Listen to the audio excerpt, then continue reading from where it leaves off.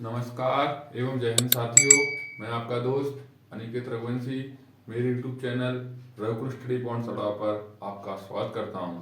जैसा कि हमको पता है, हमने 14 दिन 14 क्लास का टारगेट सेट किया था। आज उसका 12वां दिन है और 12वीं क्लास लेकर आया हूँ। इसमें पढ़ाएंगे हम त्रिभुज ट्राइंगल। तो पिछली 11 वीडियो हमारे यूट्यूब चैनल पर अपलोड कर दी गई हैं, डाल दी गई हैं। आप वहाँ पर जाकर देखें, पढ़ते हैं हम इसको। उससे पहले बता देता हूँ आपको मैं, अगर आप हमारे यूट्यूब चैनल पर नए हैं तो हमारे यूट्यूब चैनल को सब्सक्राइब करें, वीडियो को लाइक करें, वीडियो ज़्यादा शेयर करें। ठीक है, तो पढ़ते हैं त्रिभुज। इसके लिए थोड़ा मैं मोबाइल को रोक कर आगे मोबाइल कर रहा हूँ मैं, आप देखना। चलो हम देखते हैं क्वेश्चन, मतलब बेसिक सीखते हैं पहले इसका। देखो पहले तो इसमें मेन तो चीज़ है समरूपता। क्या है? समरूपता के बारे में दिया है इसमें हमको पूरा। समरूपता इसको बोलते हैं इसमें सिमिलरिटी। सिमिलरिटी 9th में सर्वान समता के बारे में दिया था, इसमें दोनों को मिक्स कर दिया, पे समरूपता में दिया है, इससे रिलेटेड आता है। लेकिन इसके अलावा भी त्रिभुज में कुछ कॉन्सेप्ट होते हैं, बेसिक होता है, तो वो आपको मैं समझाता चल रहा हूँ साथ में, आप लिखते चलना। इंग्लिश में बोलते चलूंगा, हिंदी में मैं लिखता चलूंगा। देखो सबसे मेन तो ये होती है कि तीन भुजाओं से, क्या तीन भुजाओं से घिरी हुई परिभाषा कुछ बता रहा है। समतल बंद आकृति, समतल बंद आकृति क्या कहलाती है? सब त्रिभुज कहलाती है। त्रिभुज कहलाती है। क्या कहलाती है? त्रिभुज। इंग्लिश में बोलेंगे इसको a plane figure bounded with 3 sides. ठीक है, देखो एक ये और एक ये क्या बन गया? त्रिभुज। ये त्रिभुज एक कोण, ये वाला एंगल, ये एंगल, त्रिभुज के तीनों कोण। अगली स्टेप क्या बन जाएगी? त्रिभुज के तीनों कोणों का योग। त्रिभुज के तीनों कोणों का योग पूछता है। त्रिभुज के तीनों कोणों का योग कितना होता है? 180 डिग्री होता है। ठीक है ना? Sum of all angle of a triangle is 180। ठीक है, इसके बाद इसके बाहरी एंगल होते हैं। क्या होते हैं? ये तीनों को जोड़ेंगे हम तो 180 आएगा। इसके एक्सटीरियर एंगल इधर और ये इधर बनते हैं, तो ये होता है ना इसका एक्सटीरियर एंगल, ये वाले ये भार बन रहे हैं। तो क्या लिख रहा हूँ यहाँ पे, शॉर्ट में लिख देता हूँ। एक्सटीरियर एंगल होता है ना त्रिभुज का, त्रिभुज किसी भी आकृति हो, एक्सटीरियर एंगल इनका हमेशा सम 360 होता है। क्या होता है? 360। याद रखना ये भी आपको। चतुर्भुज का बोले, क्वाड्रिलेटरल का, या किसी का ही बोले, चतुर्भुज त्रिभुज सबका क्या होता है? 360 होता है बाहरी, मतलब बाहरी कोणों का योग। क्या बोला मैंने? बाह्य कोण या बाहरी कोणों का योग। सम क्या होता है इसका? 360। ये आपको याद रखना है। ठीक है, अब इसको क्या मैं मिटाल के आगे कॉन्सेप्ट लिख रहा हूं, आपको देखना आप ध्यान से।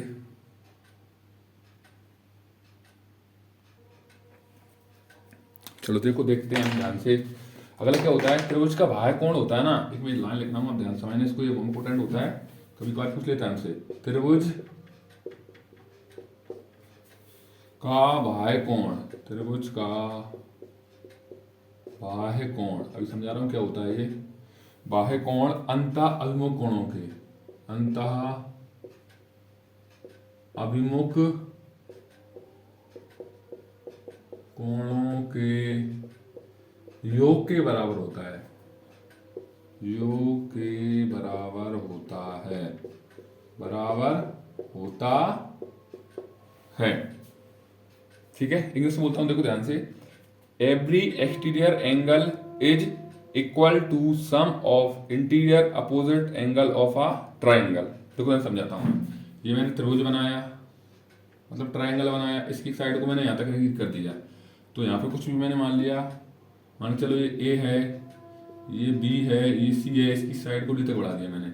तो त्रिभुज का बाह्य कोण बनेगा, मतलब एक्सटीरियर एंगल बनेगा। तो यहाँ पे बन रहा है ना, ये सी बन रहा है। क्या बन रहा है? कोण सी बन रहा है। अंतः अभिमुख, अंदर के जो अंदर है ना ये कोण, ये वाला, ये और ये क्या मान लिया मैंने सर? एक कोण है ये, और ये क्या मैंने मान लिया? बी।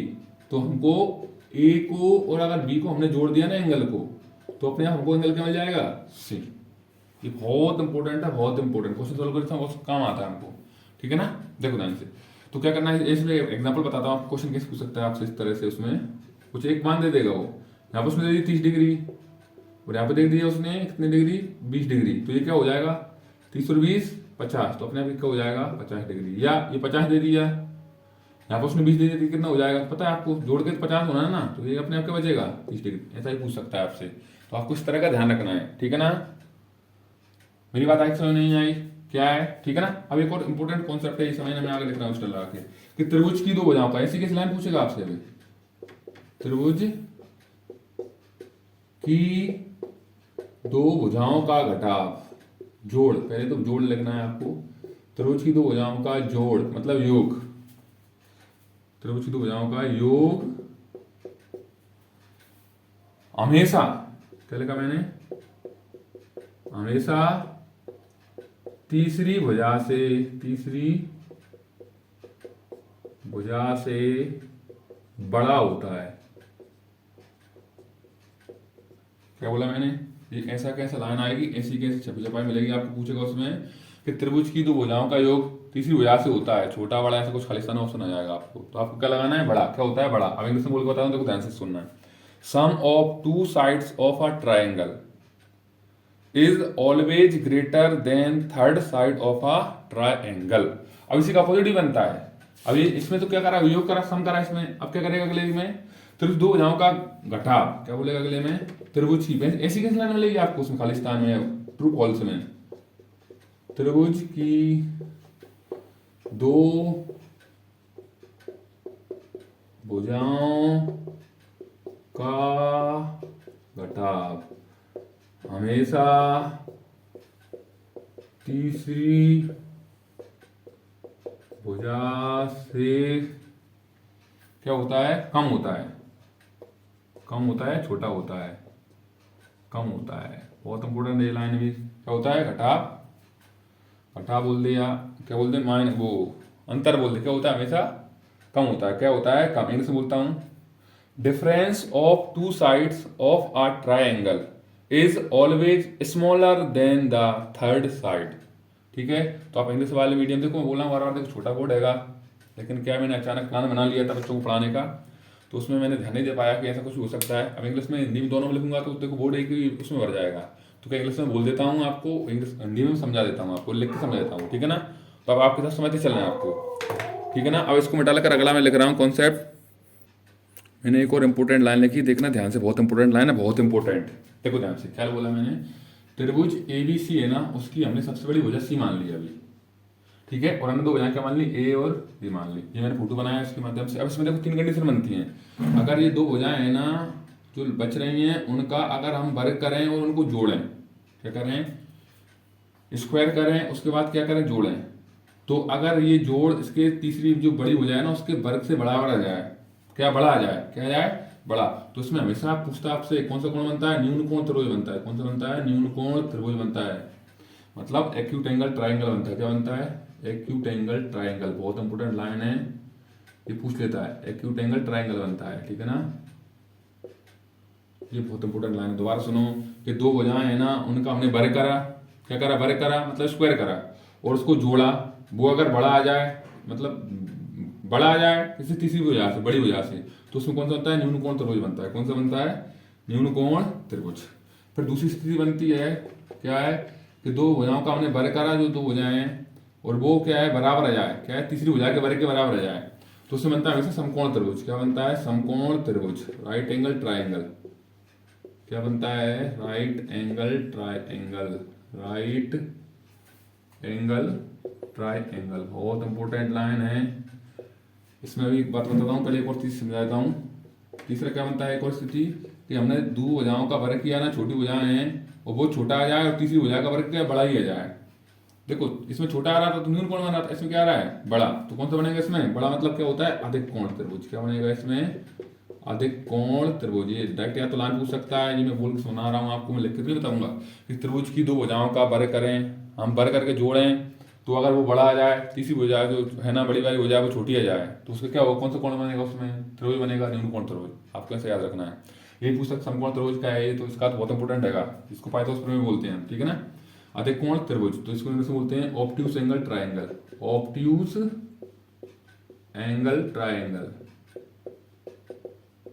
बहुत इंपॉर्टेंट लाइन है, याद रखना है आपको बाकायदा, ठीक है ना। अब इसमें बता रहा हूँ, इसमें समकोण त्रिभुज बनता है ना, इसमें समकोण में तो सबसे मेन तो समकोण त्रिभुज होता है ना, इसमें पाइथागोरस प्रमेय लगती है। क्या लगती है समकोण त्रिभुज में? पाइथागोरस प्रमेय, पाइथागोरस प्रमेय लगती है, ठीक है ना। इसके अलावा समकोण त्रिभुज सबसे बड़ी भुजा पूछता है आपसे कि समकोण त्रिभुज सबसे बड़ी भुजा क्या होती है। समकोण त्रिभुज में सबसे बड़ी भुजा, सबसे बड़ी भुजा क्या होती है? कर्ण होती है। क्या होती है? कर्ण, हाइपोटेनियस कर्ण होती है। Largest side of in right angle triangle is क्या होती है? कॉर्ड, वो कर्ण मतलब हाइपोटेनियस। ये इंपॉर्टेंट लाइन है, आपको याद रखना है, ठीक है। तो ये मैंने बता दिया। पाइथागोरस प्रमेय कौन सी में लगती है पूछ सकता है आपसे कई बार, समकोण त्रिभुज में लगती है, पाइथागोरस थ्योरम, और ये मैंने 3 लाइन लिख दी है, ठीक है ना।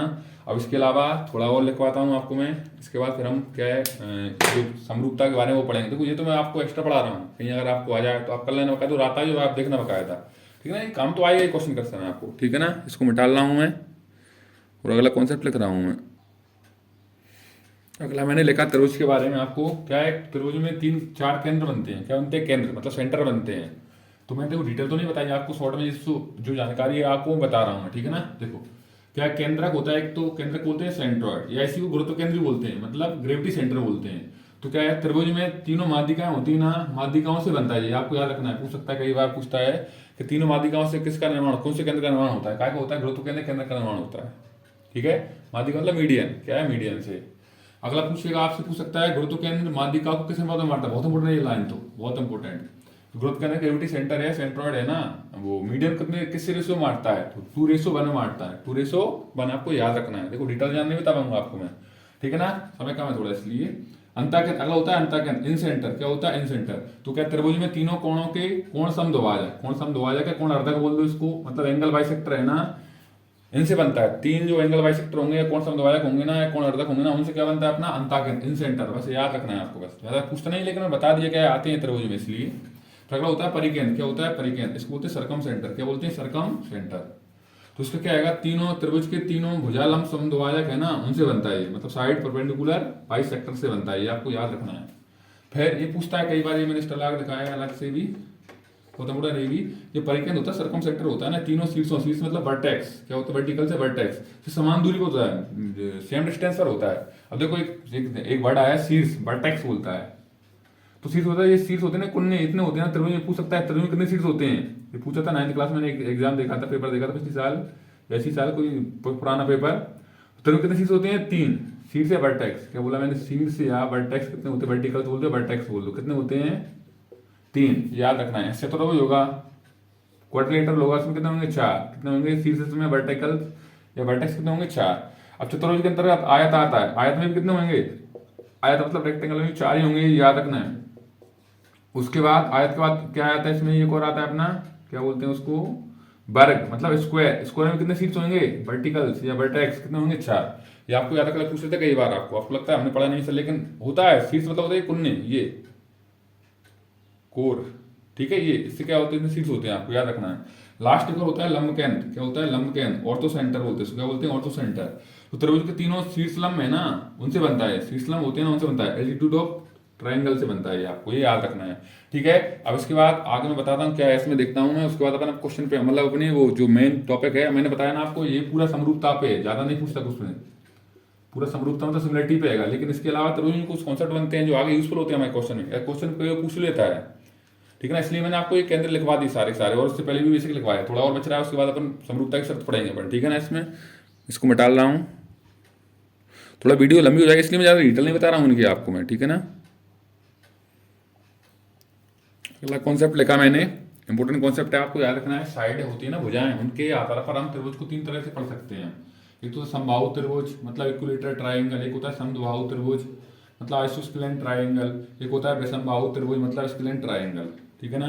तो इनकी परिभाषा याद रखना है, डायरेक्ट कभी कोई पूछ लेता है खालिस्तान है उसमें कि इसमें क्या होता है, तो मैंने देखो लिखा है शॉर्ट अपनी भाषा में, इसकी तीनों भुजाएं क्या हो? समान हो, अर्थात समान लंबाई की, मतलब बराबर लंबाई के, इक्वल, तो उसको क्या बोलते हैं। और इसका सबसे मेन है प्रत्येक कोण 60 डिग्री होता है। पूछता है आपसे कि समकोण त्रिभुज की माप, सॉरी समबाहु त्रिभुज की माप कितनी होती है? कितनी होती है? 60 डिग्री होती है। क्या होती है? प्रत्येक कोण कितने का होता है? 60 डिग्री का होता है, ये याद रखना है आपको, बहुत बार पूछता है, कई बार पूछता है।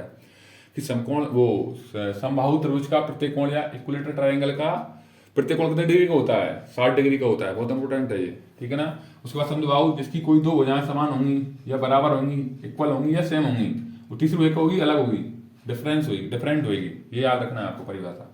विषमबाहु होता है स्क्लेंट ट्रायंगल, इसकी तीनों भुजाएं क्या होती हैं, अलग अलग होती हैं, क्या होता है विषमबाहु त्रिभुज, ठीक है ना। आपको याद रखना है साइड इसकी तीनों क्या हो, डिफरेंट हो, तो क्या होता है वो विषमबाहु त्रिभुज मतलब स्क्लेंट ट्रायंगल होता है, ठीक है ना। अब इसके बाद हम आ रहे हैं हमारे टॉपिक पर, जो हमारा मैं बता रहा था कुछ समरूपता के ऊपर डिपेंडेंट टॉपिक है ना, उसके बारे में आ रहे हैं हम, ठीक है। ये मैंने मेरी तरफ से आपको एक्स्ट्रा पढ़ाया, 15-20 मिनट मैंने एक्स्ट्रा पढ़ाया, क्योंकि यूजफुल होता है त्रिभुज में, इसलिए मैंने पढ़ाने का प्रयास आपको पढ़ाना चाहा। फिर मन कर रहा था बच्चों को पढ़ाया जाए, ये भी पूछ लेता है कई बार, बहुत सारे कोचिंग वाले या स्कूल में पढ़ाया नहीं जाता है, लेकिन त्रिभुज के अंदर आता है, इसलिए मैंने इसको पढ़ाने का प्रयास किया आपके सामने, ठीक है ना। क्योंकि बेसिक्स उठा रहा हूँ आपको, मैंने बताया था पहले ही आपसे, ठीक है ना। अब इसको मैं डालकर मैं अपने समरूपता की शर्तों पर आ रहा हूँ, उससे रिलेटेड जो चीज़ें उसको पढ़ रहे हैं अपन। चलो देखो, मैंने समरूपता के बारे में लिखा है, समरूपता मतलब सिमिलरिटी के बारे में जो पढ़ना है हमको, ये हमारे चैप्टर में दिया है ज़्यादा, तो मैंने अपनी भाषा में समझाने का प्रयास कर रहा हूँ आपको। ये मैंने लाइन लिखी अपनी भाषा में लिखी है। रूप क्या होता है, इसमें समान होता है, मतलब देखने में कैसे लगेंगे, देखने में एक जैसे हों, लेकिन छोटे बड़े भी हो सकते हैं। इसमें मैंने फोटो बनाया, देखो छोटा है, ये बड़ा है, थोड़ा ही छोटा है, देखो आगे और क्या बोला, कोण बराबर होंगे, लेकिन क्या होंगे, कोण मतलब एंगल है ना, बराबर होंगे। भुजाएं बराबर नहीं होती हैं, साइड होती है ना, वो इक्वल नहीं होती हैं, लेकिन क्या होती है, समान अनुपात में होती हैं, रेशो में क्या होती है, सेम होती हैं। ये बहुत इंपोर्टेंट लाइन है, और किताब की भाषा में समझिए अपन। दो समरूप त्रिभुजों के संगत कोण क्या होते हैं, करस्पॉन्डिंग एंगल होते हैं ना, वो इक्वल होते हैं, और उनकी संगत भुजाएं होती है ना, प्रोपोर्शनल होती है, केवल समान अनुपात होती है, सेम रेशियो में होती है। ये आपको याद रखना है, बहुत इंपोर्टेंट लाइन है। अब देखो मैंने फोटो बनाया, इसमें अब मैंने बोला ये वाला जो कोण है ना, मान चलो ये थीटा कोण है, तो ये भी क्या होना चाहिए, थीटा होना चाहिए। उसके अलावा अगर ये अल्फा है तो ये भी क्या होना चाहिए, अल्फा होना चाहिए। उसके अलावा ये अगर बीटा है तो ये भी क्या होना चाहिए, बीटा होना चाहिए। ये इसकी समरूपता की शर्त होती है।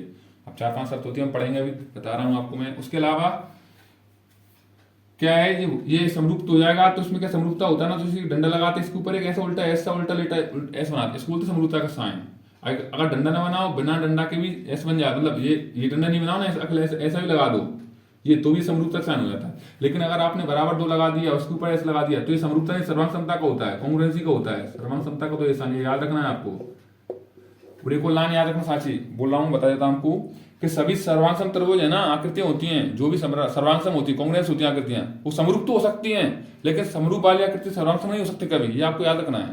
दोबारा सुनना मेरी बात, क्या बोल रहा हूँ कि सभी सर्वांगसम आकृतियां है ना, जो कांग्रुएंस आकृतियां है ना, फिगर है ना, वो सारे के सारे समरूप तो हो सकते हैं, लेकिन जो समरूप आकृति सारी वो सर्वांगसम नहीं हो सकती कभी भी, हो सकती है नहीं भी हो सकती हैं, ये ध्यान रखना है आपको। और देखो सर्वांगसम मतलब त्रिभुज में नहीं पढ़ते हम, आप वृत्त में भी होती है, सर्कल होता है उसमें भी होती है समरूपता, तो आपको उसमें भी ध्यान रखना है आपको, ठीक है ना।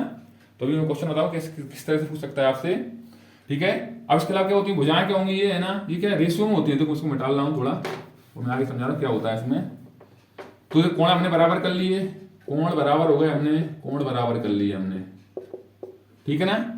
अब भुजाएं ना समान अनुपात में होती हैं, क्या होती हैं भुजाएं, क्या होती हैं, समान रेशियो में होती हैं, भुजाएं बराबर नहीं होती, समान अनुपात में होती हैं, अनुपात में होती हैं, ठीक है। मैंने अपनी भाषा में लिखा है इनको, मैंने बता दिया आपको, इंग्लिश में आप पढ़ देख लेना, ठीक है ना। समान सेम रेशियो में होती हैं। देखो जैसे ए बी का जो पार्ट है ना, ऐसे लिख सकते हैं हम, ए बी बटे क्या हो जाएगा, यहाँ पे क्या है डी, या डी बटे ए बी बोल दो, उसको इतना नहीं आता है, ए बी बटे डी, मतलब इधर वाले को उसके बटे में कर दो या इसके वाले को उसके बटे में कर दो, ये होते रेशियो बनाते हैं हमें इनको। इसी प्रकार अगर हम ए सी करेंगे तो ए सी बटे में किसका आएगा, डी एफ के बटे में आएगा, डी एफ के। अब ये मत करना इसमें इसको ऊपर ले जाओ, इस वाले की एक वैल्यू को उधर ले जाओ, ऐसे मत करना है। मतलब अगर इसका लोगे ऊपर तो हमेशा इसके नीचे ले जाना है, फिर इस वाले को ऊपर लेना है, फिर इसको नीचे ले जाना है, या इस वाले को ऊपर ले लो, इसको नीचे ले लो, कोई अंतर नहीं आएगा उससे। भाई मतलब इसका एक कर दो, उसका एक नीचे, ऐसे नहीं करना है, बस ये ध्यान रखना है आपको, नहीं तो गड़बड़ हो जाता है। फिर उसके अलावा क्या आएगा इसमें, अगले वाले में इसमें क्या आएगा, बी सी, क्या आएगा बी सी, तो इसमें क्या हो जाएगा ई एफ, क्या हो जाएगा ई एफ। ये क्या है, समान रेशियो में बढ़ गया, ये बहुत इंपोर्टेंट लाइन है, बहुत इंपोर्टेंट, आपको याद रखना है, ठीक है ना। ये क्या समरूपता की कंडीशन होती है, ठीक है ना। क्या कोण बराबर होते हैं, भुजाएं समान अनुपात में होती हैं, बराबर नहीं होती, समान अनुपात रेशियो में आएंगे।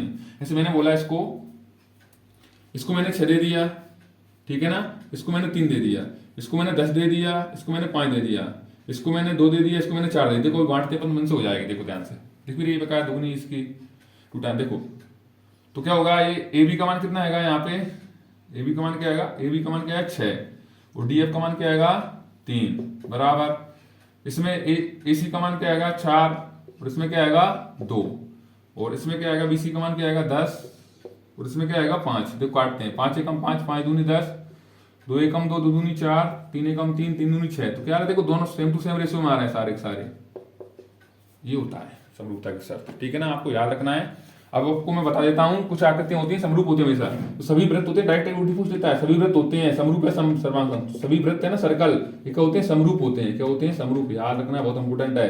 उसके अलावा क्या होती हैं, सभी वर्ग है ना स्क्वायर है, वर्ग, वर्ग मतलब स्क्वायर होता है ना, ये स्क्वायर, ये भी क्या होते हैं, समरूप होते हैं। सभी वर्ग भी क्या होते हैं, समरूप होते हैं।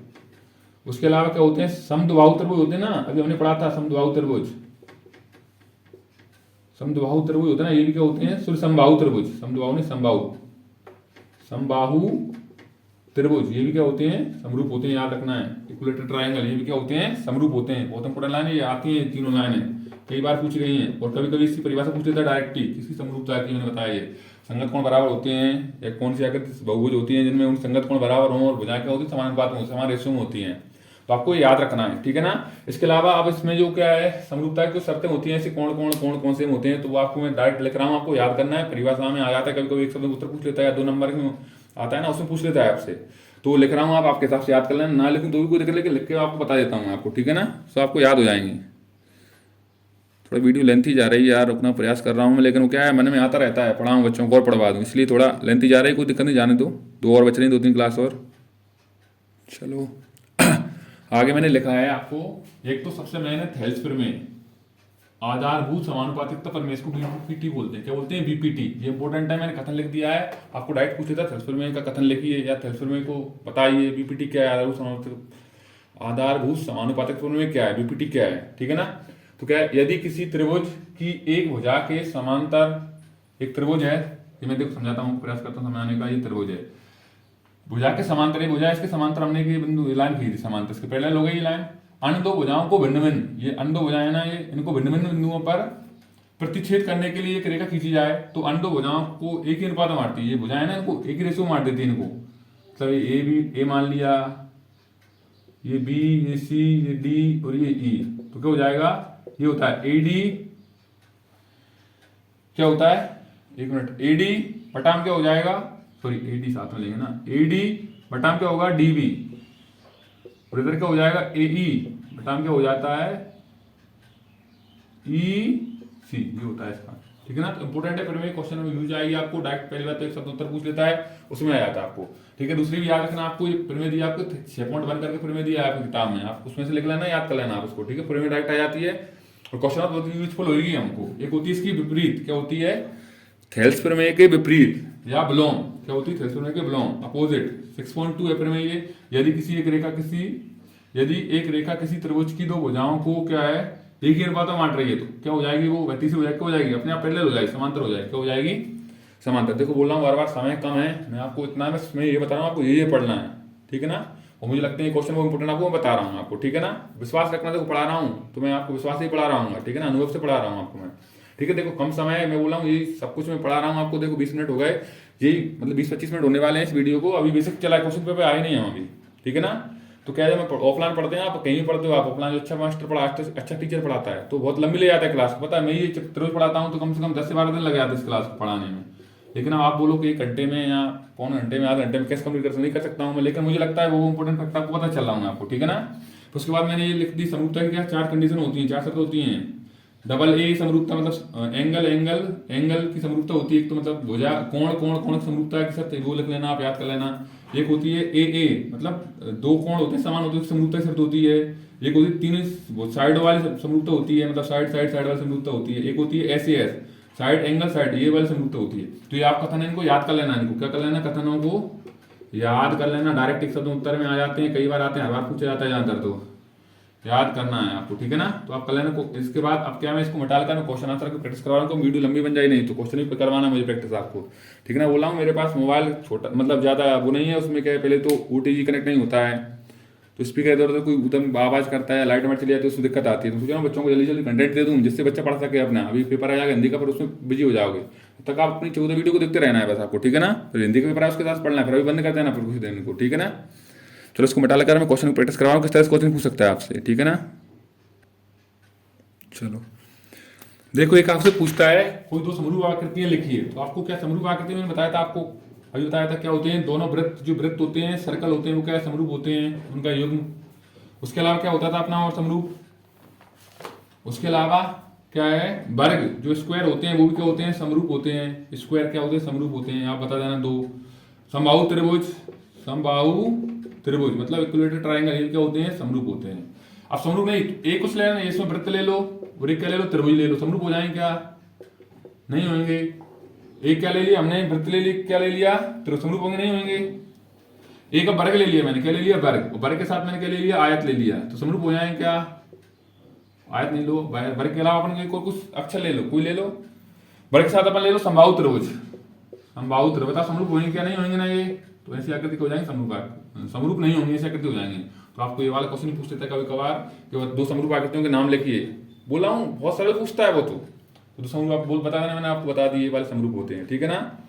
अब इसके अलावा हम क्या क्वेश्चन की प्रैक्टिस कर रहे हैं, इससे रिलेटेड क्वेश्चन आते हैं, ठीक है ना। तो मैं इनको मिटा लेकर मैं क्वेश्चन लिख रहा हूँ, ठीक है, देखो ध्यान से।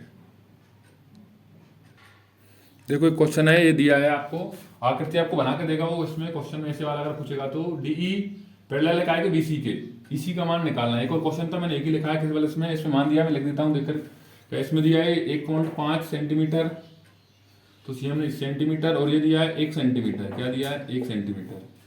फिर उसमें दिया है अगले में, इसमें दिया है 3 सेंटीमीटर और इसका मान आपसे पूछ रहा है, ठीक है ना। तो क्या करोगे आप, कुछ नहीं करना है आपको क्वेश्चन में, त्रिभुज एबीसी है ना अपने पास, किसमें त्रिभुज एबीसी में, त्रिभुज है ना एबीसी में, ये लाइन लिखना आपको, इन ट्राइंगल त्रिभुज एबीसी, डीई पैरेलल उसने बोल दिया बकायदा, बीसी ये क्या हमको ज्ञात है, मतलब नो बी नो ज्ञात है, ज्ञात है हमको। तो क्या करेंगे हम, कुछ नहीं करेंगे, तो क्या हो जाता है हमको पता है समानुपातिक प्रवर्धन में एडी बटा में क्या हो जाएगा डीबी बराबर, यहाँ पे क्या हो जाएगा एई बटा में क्या हो जाएगा ईसी, और यहाँ पे लिख देना अच्छा रहता है बीपीटी से, लिख देना बीपीटी से, इंग्लिश में भी हिंदी मीडियम वाले भी इससे लिख देना, इंग्लिश मीडियम वाले इसलिए फ्रॉम बीपीटी, अगर वो समानुपातिक फॉर्म होती ना तो उससे लिख देना, ठीक है, डायरेक्ट बाय बीपीटी। तो क्या होगा एडी का मान क्या है, कुछ नहीं करते मान रखते हैं बस, कुछ नहीं करते हैं, सरल होता है। और डीबी का मान क्या आएगा 3 बराबर एई का मान क्या है इसमें 1 बटा ईसी का मान निकालना है आपको, तो क्रॉस मल्टीप्लाई कर देंगे हम, ये भी कर सकते हैं आप, तो ईसी का इससे करेंगे तो देखो क्या हो जाएगा 1 पॉइंट में 5 ईसी बराबर 3 का एकम करेंगे 3 एकम 3, तो ईसी बराबर क्या जाएगा 3 बटा में 1.5, पॉइंट हटाएंगे तो यहाँ पे जीरो बढ़ाएंगे, 15 एकम 15, 15 दूनी 30, तो ईसी का मान कितना आ गया 2 सेंटीमीटर। इस तरह आते हैं। एक और क्वेश्चन है इससे रिलेटेड, और भी क्वेश्चन है एग्जाम्पल नहीं है तो आप आपके हिसाब से कर लेना इनको, ठीक है। इस तरह क्वेश्चन पूछता है आपसे वो, ठीक है। देखो कितना सरल, बस फॉर्मूला रखना है, फॉर्मूले मान रखना है और कुछ नहीं करना है, अपने आप आ जाता है वो, ठीक है ना। अब इससे रिलेटेड और क्वेश्चन जो भी है मैं लिख रहा हूँ आपको इनको मिटा लेकर, ठीक है। चलो एक और क्वेश्चन मैंने लिया है, थोड़ा क्वेश्चन का मैंने सोल्यूशन भी कर दिया है, क्योंकि देखो समझाता हूँ तो वीडियो लंबी चली जाती है, इसमें समझाने का प्रयास कर रहा हूँ आपको। देखो ध्यान से क्या दिया है, आकृति में मतलब फिगर दिया आपको, एल एम पैरेलल इकाई के सी डी के मतलब समांतर है और एल एन समांतर इकाई के सी डी के, तो सिद्ध करना मतलब प्रूव करना है आपको। क्या करना है प्रूव, ए एम बटा में ए बी बराबर हो जाएगा ए एन बटा में ए डी के। इस तरह का फोटो दिया होगा आपने, मैंने रफली बनाया है, क्या दिया है इस फोटो बन रहा होगा इसमें, तो आपको देखो सब कुछ दे दिया है, मतलब गिवन में लिख देंगे हम L M parallel C B के काय में एबीसी वाले त्रिभुज में, इसमें एबीसी वाले में क्या एल एन पैरेलल काय कहेगा सीबी के, उसके बाद एल एन पैरेलल काय कहेगा सीडी के, कौन से वाले त्रिभुज में ए डी सी, इसमें सिद्ध क्या करना था आपको प्रूव करना, टू प्रूव क्या करना था ए एम बटा में ए बी बराबर ए एन बटा में ए डी, सब कुछ दिया है क्वेश्चन में। उपपत्ति मतलब प्रूव करना है आपको, क्या करना है प्रूव करना है। तो क्या करना है, त्रिभुज एबीसी में चल रहा है, पहले किसमें चल रहा है A B C, in triangle A B C, L M parallel काय के सी बी के, ये लिख देंगे गिवन मतलब दिया है, मैं गिवन लिख देना है आपको, क्या लिखा है गिवन, अच्छा रहता है इससे। तो पता है आपको जब भी ऐसा होता है कॉन्सेप्ट बनता है तो क्या पैरेलल होती है, तो ए एम पैरेलल काय को हो जाएगा बट्टे काय को हो जाएगा ए बी पूरे को हो जाएगा, और ए एल बटन क्या हो जाएगा ए सी पूरा हो जाएगा, कहाँ के नियम से बीपीटी मतलब थेल्सफोर में के नियम से। इसको कैसे कह दीजिए, फर्स्ट नाम दे दिया मैंने। अब अगला क्या है एडीसी में चल रहे हैं हम, एडीसी में, इसमें भी कोई बन रहा है ए एल बटा में एल सी या ए सी, एल बटा में ए सी और बराबर क्या हो जाएगा ए एन बटा में ए डी, हो गया। ये भी क्या के नियम से बीपीटी के नियम से, इसको इक्वेशन का नाम दे दिया, सेकंड नाम दे दिया। अब देखो दोनों में इक्वेशन बराबर है, देखो ए एम बटा में ए बी, तो ए एम बटा ए बी, इसमें एल बटे क्या दिया ए सी, ये एक बार आ गया था ना, दो बार मतलब दो बार नहीं लिख के एक बार लिख दिया, इसके साथ भी लग गया और इसके साथ भी लग गया, ये तीनों बराबर है तो हम एक दूसरे नहीं बोल सकते। जब तीन चीज कोई बराबर होती है, दो चीज तो अपने आप बराबर हो जाएंगी, तो क्या हो जाएगा इसके माध्यम से ए एम बटा ए बी बराबर क्या हो जाएगा ए एन बटा में ए डी। ये क्या हो गया, सिद्ध हो गया, मतलब प्रूव हो गया, हेंस प्रूव लिख दें लास्ट में लाइन। ठीक है, एक और क्वेश्चन लिख रहा हूं, उसको मैं मिटा रहा हूं, दूसरा क्वेश्चन लिख रहा हूं मैं, आपको देखना ध्यान से। चलो एक और क्वेश्चन लिखा है मैंने, इसको देखते हैं। देखो बहुत सारे क्वेश्चन है, क्वेश्चन सारे पॉसिबल नहीं है, मैंने आपसे बोला है बार बार, जो मुझे लगते हैं इंपोर्टेंट वो क्वेश्चन मैं रख रहा हूं, उससे रिलेटेड और क्वेश्चन याद कर सकोगे, इसलिए मैं वो करवा रहा हूं आपको, कॉन्सेप्ट सब सिखा रहा हूं। देखो ध्यान से, क्या दिया इसमें, आकृति मतलब फिगर दिया आपको, डीई पैरेलल क्या दे दिया ओ क्यू के, और डीएफ पैरेलल क्या दे दिया ओ आर में।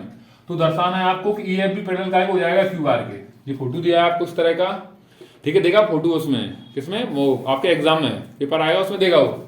देखो तो त्रिभुज पी क्यू ओ में, चलो पहले पी क्यू ओ ये वाला त्रिभुज लेने यहाँ तक का, तो इसमें क्या हो जाएगा डीई, डी से लेकर ई तक, ये डीई पैरेलल का है, और ये देखो ध्यान से ओ क्यू के, ओ क्यू ये वाला, ये इस साइड का इस साइड पैरेलल हो रहा है, ये गिवन है हमको दिया था उसमें। तो क्या हो जाएगा इसके वजह से पीई बटन क्या हो जाएगा ई क्यू, पीई बटन क्या हो जाएगा ई क्यू, और क्या हो जाएगा पीडी बटन क्या हो जाएगा डी ओ, क्या हो जाएगा डी ओ। ये हमने क्या लाल लिख दी, किससे बाय बीपीटी, बीपीटी के नियम से। उसने पीआर में चल रहा है, किसमें चल रहा है पीआर में, पी आर ओ, इस वाले फोटो चल रहे हैं हम। तो इसमें क्या है देखो ध्यान से, D F, D F parallel काय को हो रहा है इसमें ओ आर के, काय के ओ आर के, ये पैरेलल हो रहे हैं दोनों लाइन है, मतलब कोई मिलेगी नहीं। ये गिवन था हमको, क्या था गिवन था, ये लिखना है गिवन, ठीक है। अब गिवन आएगा उसके बाद हमको क्या करना है, देखो ध्यान से, तो इसमें वही नियम लग जाएगा, पी से लेकर एफ तक बटन क्या हो जाएगा एफ से लेकर आर तक, बराबर क्या हो जाएगा पी से लेकर डी तक बटन क्या हो जाएगा डी से लेकर ओ तक को बाय बीपीटी के नियम से, मतलब इसको क्वेश्चन फर्स्ट नाम सेकंड नाम दे दिया है। अब क्वेश्चन फर्स्ट और second from question first and second लिखेंगे इसमें हम और चलेंगे, तो क्या हो जाएगा एक दूसरे बराबर हो जाएगा, पीई बटा ए क्यू बराबर क्या हो जाएगा पीडी बटा में डीओ। अब देखो इसमें पीडी बटा डीओ पहले ही था, तो एक बार लिख दिया, अब दो बार लिखने की जरूरत नहीं है, तो अगले स्टेप में ये बन जाएगा, इसके साथ लिख दो इसको पी बटा में एफ। अब तीनों कुछ चीज बराबर होती है, हमने इसका नियम समझा था, मतलब बीपीटी के विपरीत होती है नियम, जब तीनों चीज इक्वल होती है ना तो अपने आप पैरेलल होती है दूसरे के, तो इसमें क्या हो जाएगा ईएफ भी पैरेलल का हो जाएगा क्यू आर के, कौन के नियम से, कन्वर्स ऑफ बीपीटी, बीपीटी के विपरीत नियम से, ये क्या हो गया सिद्ध हो गया, हेंस प्रूव्ड। ठीक है, इस प्रकार मैंने क्वेश्चन लेके दो तीन क्वेश्चन और देख रहा हूँ, कुछ इंपोर्टेंट है आपको समझा रहा हूँ आपके साथ, फिर आपको क्वेश्चन करना है, ठीक है ना। इसको मिटा रहा हूँ मैं, आगे क्वेश्चन लिख रहा हूँ, थोड़ा ब्लर हो गया यार, एक मिनट रुकना।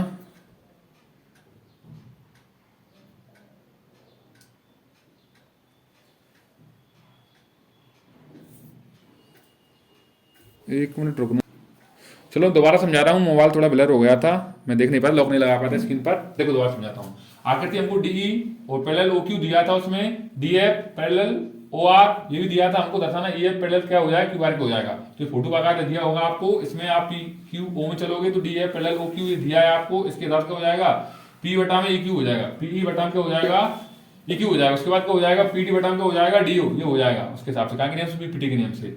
फिर अब चलेंगे पी आर ओ में, पी आर ओ इस वाले फोटो में चलेंगे, तो डी एफ पैरेलल क्या दिया उसमें ओ आर, ये क्वेश्चन में दिया है पहले, गिवन है आपको, तो इसके साथ क्या हो जाएगा पी ए बटन का हो जाएगा एफ आर और पीडी बटन का हो जाएगा डीओ, ये बात बीपीटी के नियम से हो गया सेकंड के, तो इसमें क्वेश्चन सेकंड नाम दे दिया। अब हम चल रहे हैं from question first and second, मतलब समीकरण एक बार दो से चल रहे हैं, तो एक दूसरे बराबर है, ये तो एक दूसरे बराबर हो गए, तीनों बराबर हो गए, तीनों बराबर हो गए तो हम एक दूसरे को बराबर कर सकते, दो चीजों को बराबर कर सकते हैं। इसके साथ क्या हो जाएगा ये भी पैरेलल के हो जाएगा क्यू आर, क्या हो जाएगा क्यू आर के, ठीक है ना।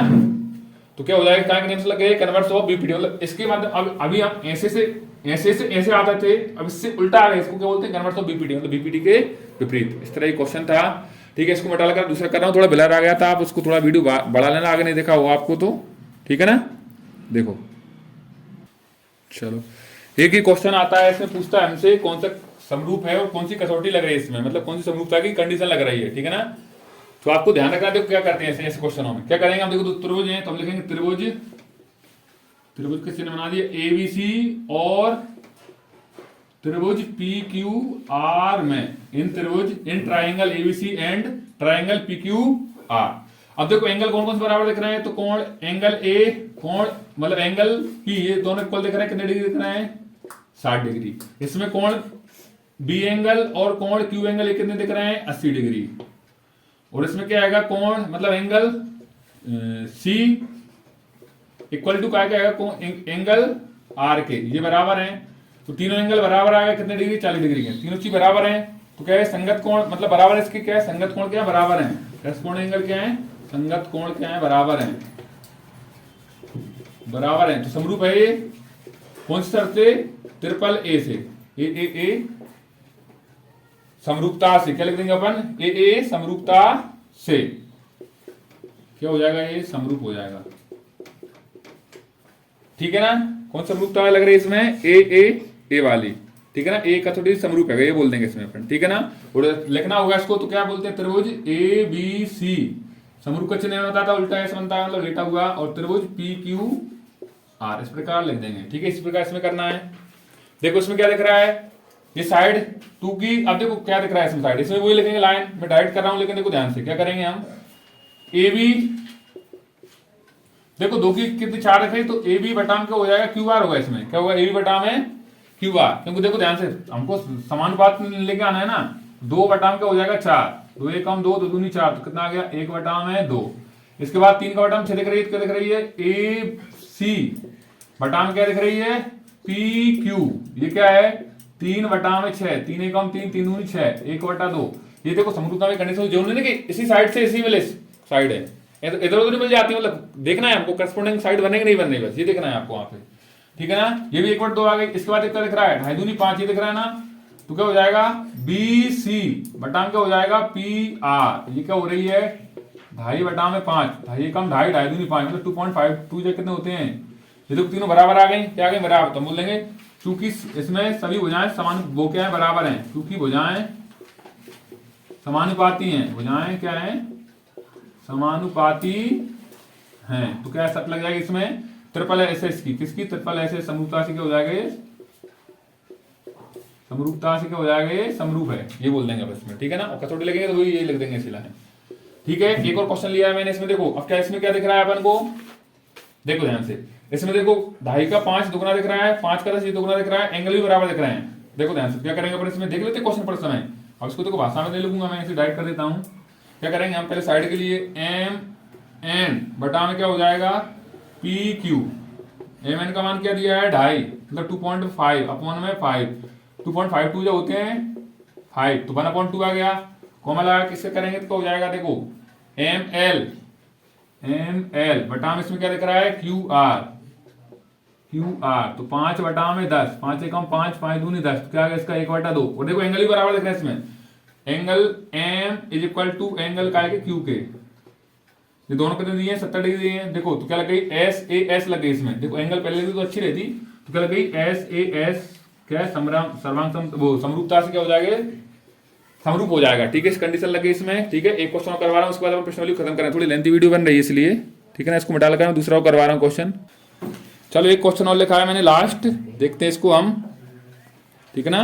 देखो क्या दिया है क्वेश्चन में, एक त्रिभुज एबीसी की भुजा बीसी पर एक बिंदु डी, ये एबीसी की भुजा है इस पर बिंदु डी इस प्रकार स्थित है कि एडीसी ये वाला एंगल और बीएसी क्या है बीएसी ये वाला एंगल ये बना है ना, इक्वल है, क्वेश्चन ने दे दिया तो आपको दर्शाना है कि सीए का स्क्वायर करेंगे क्या हो जाएगा C B into C D के हो जाएगा। देखो त्रिभुज एबीसी जिसकी भुजा ये लाइन क्वेश्चन में से लिख लिया अपन ने, एडीसी बराबर क्या है बीसी, सिद्ध क्या करना है प्रूव क्या करना है हमको, सीए का स्क्वायर करेंगे तो क्या हो जाएगी सीबी इंटू सीडी के बराबर हो जाएगी।